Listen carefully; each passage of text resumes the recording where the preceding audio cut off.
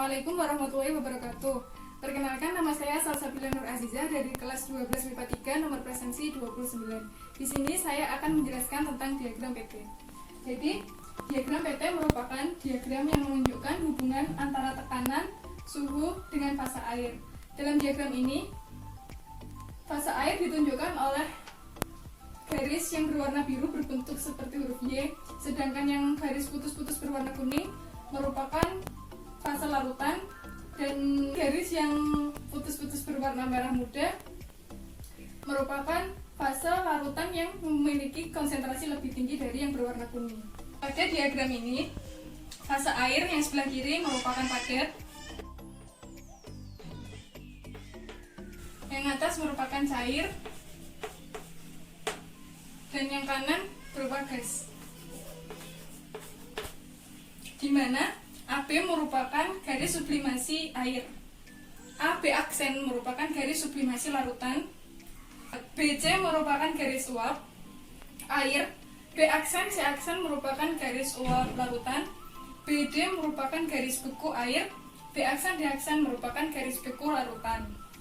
Pada diagram ini kita bisa melihat tiga sifat koligatif larutan, yaitu yang pertama kenaikan titik didih, yang kedua penurunan titik beku, dan yang ketiga penurunan tekanan uap.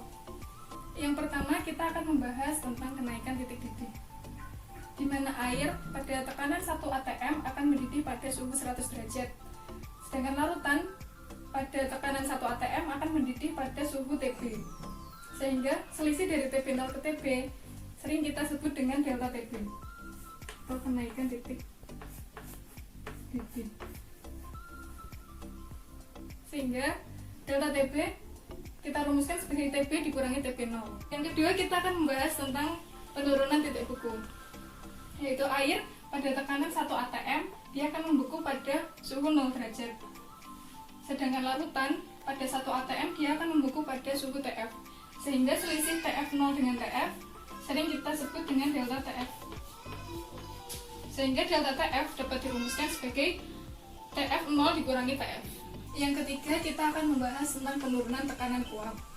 Jadi pada suhu 100 derajat Celcius air akan memiliki tekanan 1 atm, sedangkan larutan akan memiliki tekanan sebesar P, sehingga selisih dari P0 ke P sering kita sebut dengan delta P.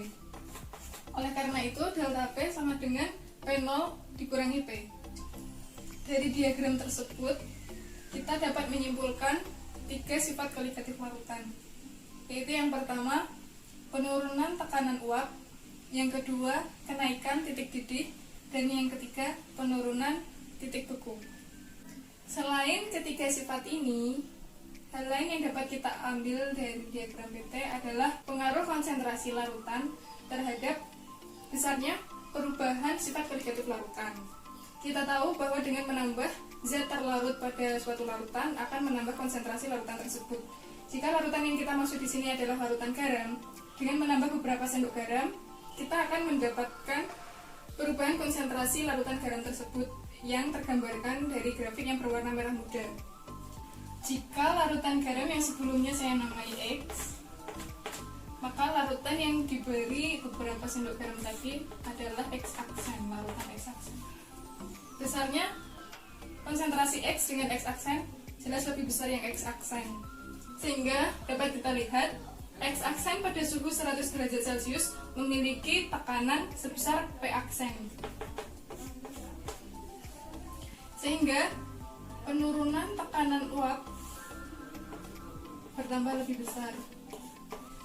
Kemudian kita ambil titik didihnya. Pada larutan X aksen, yaitu titik didihnya pada Tb aksen, sehingga kenaikan titik didihnya lebih besar dari kenaikan yang sebelumnya. Kemudian untuk penurunan titik beku pada tekanan 1 atm pada larutan X aksen, yaitu pada suhu Tf aksen.